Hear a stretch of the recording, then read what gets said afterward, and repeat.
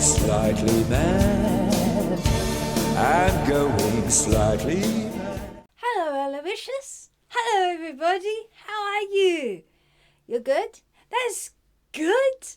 I have another writing video. Another writing update. Yes. You said you were going to do that. Yes, I did say I was going to do that. I did say that because we were writing, hopefully, a lot this month, I'd come in and give you an update for the end of the month. So that's what I'm doing. But, yes, shameless plug. Oh, shameless plug, yeah. But before we start, remember, if you want to support this channel, you can do so by coming across to our shop where we have books and writing services. There is also our Redbubble shop where we have over 100 designs. Valentine's Day designs there, as well as many, many others. If you want to support us but you don't want to spend any money, that is absolutely fine. Like, subscribe, comment and share. All of those things help us immensely. So, what is my writing news? Well, haven't you been up since 5 o'clock? I have been up since 5 o'clock. Is this why you're kind of a bit... Yeah, it is probably. I think I'm a bit overtired. So, we'll just get through it. We will get through this. So it's not going to be a really long one like the other one that you did last time. No, and if you don't stop interrupting me, we'll never get this done. Okay. Thank you. So, I have been writing. I was hoping to be able to do a whole load of work on my book. We did get this morning, we got the chapter we were working on that we really wanted to get finished. Yeah, yay. Yes, we're going to reward ourselves with something fun to watch tonight. A movie? A movie, yes. And I know that Laura said it might be Caesar or Her Infernal Majesty. Her Infernal Majesty is coming next week. Yes.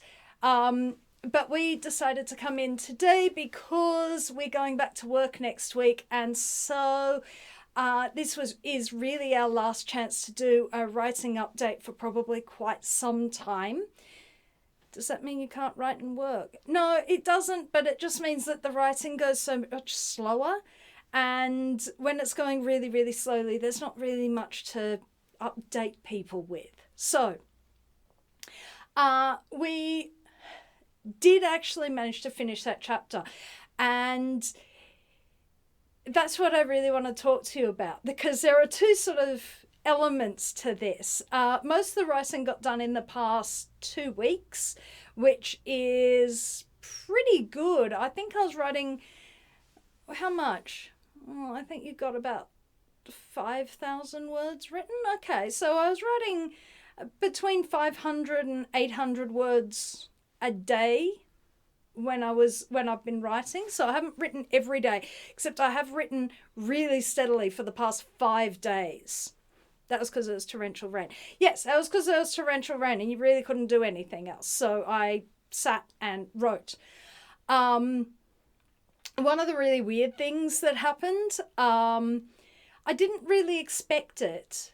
And it's part of the reason why Otterline isn't here and I'm here, even though Otterline had a book to read, is actually because with writing really intensely, which we don't normally do, I actually found it was really difficult to focus on anything that wasn't involved in the writing. So unless it was directly contributing to the writing, I found it really hard to focus on that. So when we sat down to try and read Otterline's book, even though it's a book we've read before, and even though it sort of fits in thematic ways with what we're writing, it didn't work. And yet you listen to Ad Nauseam with Derek and Clive. Yes, and yet I listen to Ad Nauseam with Derek and Clive. How is that helpful? It's filth. I know it's filth. It's funny filth, but it's filth, and it was helpful. Don't judge me. Don't judge me. We also watched Pete and Dud. But yeah, we did listen to the filth. Okay. But it was absolutely for research purposes, I tell you. It was totally for research purposes. Yeah, right, you keep telling yourself that. Okay, I'll keep telling myself that. But yeah, we did find that with writing really intensely, which isn't something that we've found previous to this, that one required focus very much on things that were related to even tangentially to what we were working on. So that was kind of an interesting thing. I don't usually write at that level of intensity. I don't usually wake up at 5 o'clock in the morning in my holidays to write. Yeah, that was weird. I know, but I'd get up and I'd be, I need to get onto this. And I'd basically have my work day finished by about 9 or 10. Really, yeah. So I would work hardcore for about 3 or 4 hours. Yeah. And then that was it. And then the rest of the day was just, whatever, mooch about, go to the shops, do whatever, buy things on Amazon. Yeah, buy things on Amazon. All those books. Yeah, I know I bought a load of books. You don't need more books. I know I don't need more books. Anyway, so I have had a really weird work week, and I'm glad we got the chapter finished because I've got to get everything back into a proper schedule because I start work again next week. Yeah, we get back to work next week. The other thing that I was thinking about that I wanted to sort of talk to you about with this was, I know last time I was here, I gave you this great big harangue about creating strong female characters, which, I felt strongly. Yeah, it just happened. But this time one of the things that I was really, really aware of, because as I've said before, what I'm creating is historical, literary, experimental, but the historical part in particular I wanted to talk about, which is the fact that, and I've seen this with other writers, I don't read. Now, this might sound really counterintuitive. I don't read a lot of historical fiction. I read, a lot of historic fiction. So if I'm reading something about that's set in the 18th century, chances are it was written in the 18th century. Oh. If I'm reading something set in, interwar Germany, it was written in interwar Germany. So I do enjoy historical things, but I find a lot of what comes within the genre of historical fiction, even though technically sort of I'd write it, though I would actually shove it more into the literary fiction with a historical setting, is part of the reason why I don't read them particularly is because a lot of people don't do the history very well. What do you mean? That's a bold statement. I know it's a bold statement, and it definitely feeds into what we talked about last time. But very poorly done. and I'm not saying this is the majority of it, but very poorly done historical fiction is the kind of thing that I can't sit there and read because my hackles will go up. I will be like, no, that's wrong. I know that's wrong because I'm a history major. And I have quite a broad knowledge of a lot of things. And when people get something very, very obvious wrong,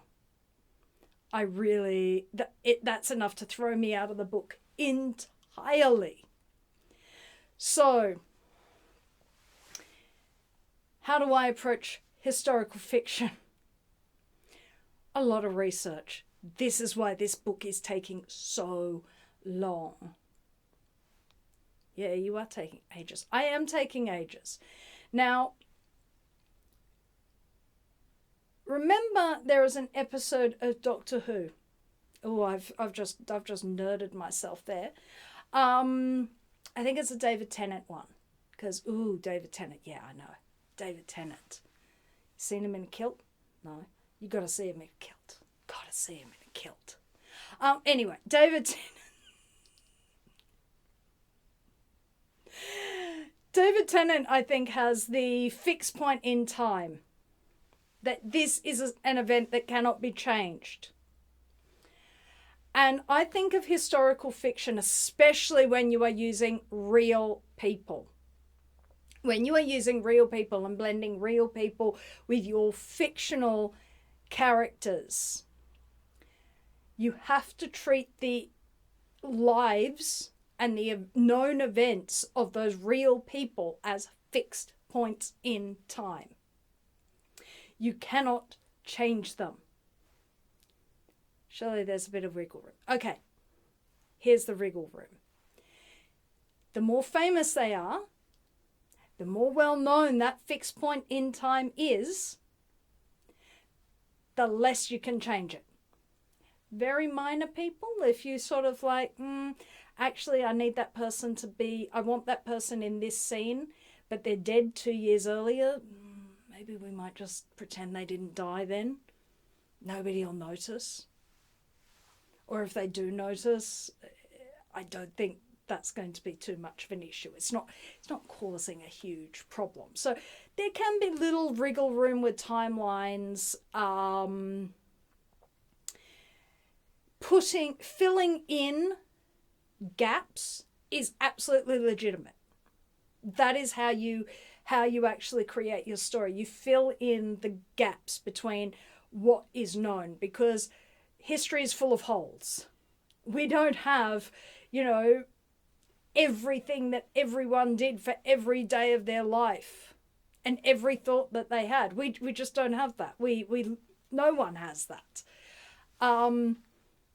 So you fill in the gaps while retaining those fixed points in time. To fill in the gaps, you have to make sure that that it bridges those known things with something plausible. Plausible, yes. I have read manuscripts which have convicts in the wrong part of Australia at the wrong time. Completely. Really? Yeah. Because they wanted the story, but you can't do that. Those are fixed points in time. There is a certain expansion of the colonies. I've seen something that had a most respected Premier of New South Wales being written in a manner that had zero historical evidence and only served to make a absolutely respected political legend look like a moron. Now, neither of these were pieces that were in publication when I read them. And I can tell you, there wasn't going to be any publication after I read that. So I hold myself to a pretty high standard. Yeah. And one of the problems with this is that the more you know, the smaller the gaps get. So doing your research is very important, but you have to work out how you're going to use the gaps.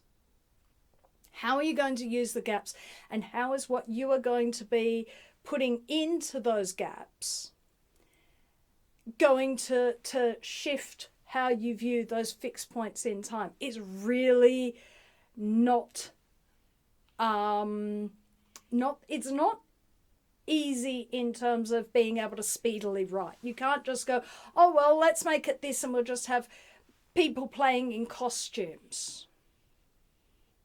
The cosplay people. Yeah, you can play costumes all you want. I'm not going to say, oh no, you can't play costumes. I'm not going to say you can't enjoy something that plays costumes. No, go ahead. I won't be reading it. But you can go, knock yourself out. I don't care.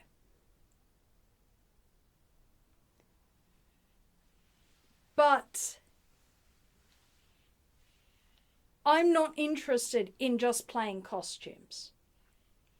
If all you're doing is playing costumes like Bridgerton, you have to ask, well, what is your objective? Now, if your objective is to play costumes and entertain, go ahead. If your objective is slightly different to that, if it has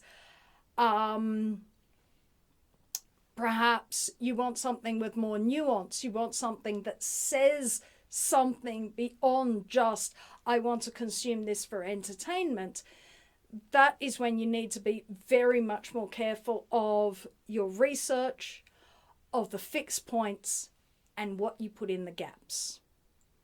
And this will probably explain why it has taken me so long to finish a chapter. Now, as I said, I'm heading back to work in a few days, so I'm not going to be doing a large volume of writing, which means the other characters will be here. I also have just finished a chapter. I actually need to stop, pause, and structure the next chapter. So it is going to be a while before you see me again talking about the manuscript. But I will bring you more when we have more information about it, or more ideas. Are you going to tell them about the really expensive books? Just because I spent $130 on a book about music publishing in the Elizabethan age does not mean that that was a waste of money. You sure? Yes, because this was the only way of getting that information. It's not on the internet. Research, proper research, unfortunately, expensive. Can't get away from it. It's for something tangential. I don't care if it's for something tangential. So I needed the book. I bought the book. Don't start writing. It's really expensive. It really, really expensive if you want to do it properly. You know, anything that requires vast quantities of research, yeah, I am not looking forward to telling the accountant what we've spent this year. It'll be more than last time. It'll be more than last time. Anyway, that is where I will leave you, with a finished chapter and large sums of money spent. So are you going to say goodbye, Aloysius? Bye-bye. De Volker Finger, ich bin ja Jesus, If you would like to support this channel, come across to the Black Cockie Press website, www.blackcockiepress.com.au, where you will find books and other writing services to help with your writing.